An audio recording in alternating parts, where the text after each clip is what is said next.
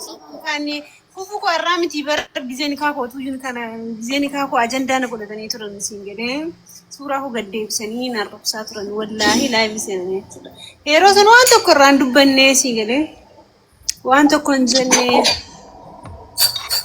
no ke sanu kala to ma singeda annama ajanda kasiti matan kenan ko busmiti qubayun qawana jandice dugas mitu gananga wallahi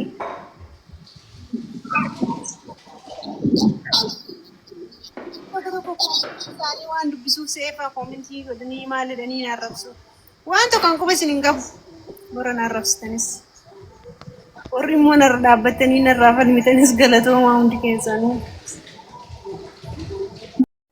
Assalaamu alaikum warahmatullahi wabarakatuh. Ashama argafuuni akkam jirtan nagaa fayyaa keessanii. Baga nagaa jiraattanii alhamdulillah nagaa kooti. Harallee viidiyoo biraatii walitti deebinee jirra. Hundi keessaniyyuu namoota viidiyoo kana dhaggeeffattan like, share, subscribe gochuu hin dagatinaa. Maatii naa ta'a koomentii naa kaa'aa isinii deebisaan isiniin jedha inshallah. Akkasuma viidiyoon guyyaa har'aa kiyya kuni maal ilaallata? Warra shamarraniitiif deebii mucattiin tun deebistee hedduu tokko waan namni kamuu itti of yaadatu qabu jechuu yookaan waan sammuu keenya keessaa dagatamuu hin qabne. Namni nama qeequu malee of quba hin qabu. Nama waa jechuu malee ana homaa naan jedhanii jechi jedhamu hin dagatamee jira na fakkaate. Ammas nama keenya keessatti eenyuuf bareedaa eenyuuf fokkataa wanti jedhamu kun hin beeku waan jiru natti fakkaatu. Namni yoo guyyaa takka akka baddatti si argee guyyaa takkatti saniin si qeeqaa guyyaa takkatti saniin si kuffisa guyyaa takkatti saniin badummaa kan kee hafarsaa jechuu gabaabumatti. Mucattiin tuni nama jalqabas miidiyaa irra ture. Nama suuraan isii jalqabas miidiyaa irra ture. Garuu sababa meekaappii dibattee fi kun beekamaadha. Akkuma Afrikaa waan jedhamu kana namni hundarraa meekaappiin kun hin bareedu. Nama keenyaa miti yookiin immoo nama biyya keenyaa miti. Arabuma tanarraayyuu meekaappiin hin bareedu. Dhugaa dubbanneen dubartoota Arabaa wajjin mana keessa gallaami.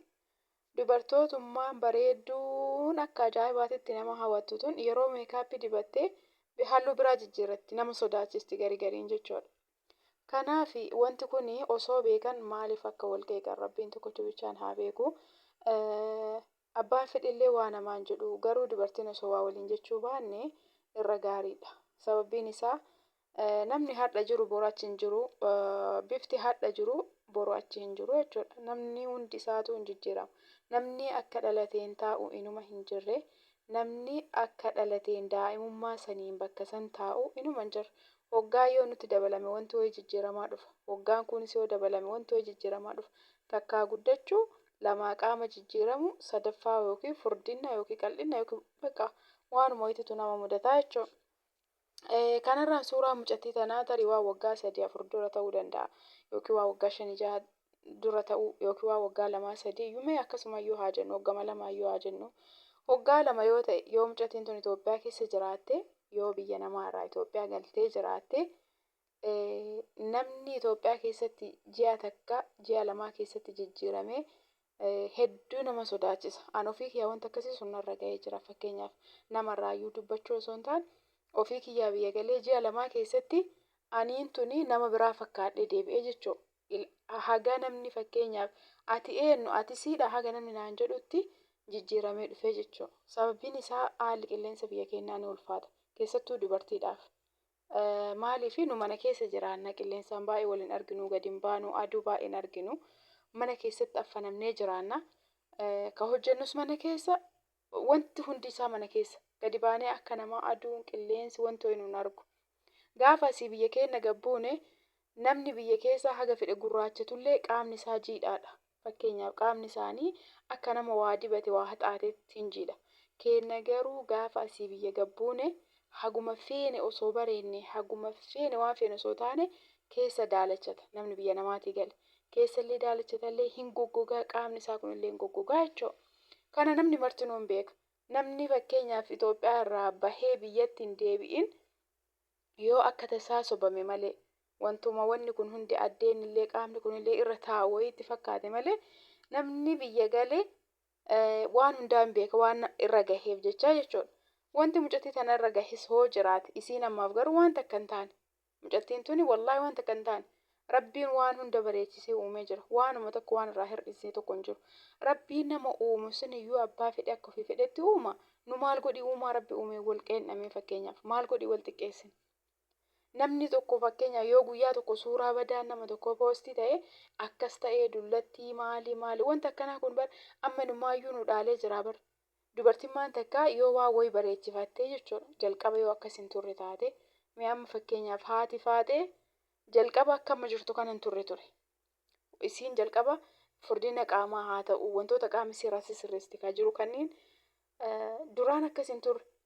Yeroo duraa san namni hunduu beekaa isiin xalaba jirti xiqqishoo wayii waan akka ilkaanii sirreessitee turte. Amma garuu waan xiqqoo wayii isiin balleessaa yoo hojjette taanaan suuraa isii gurraacha.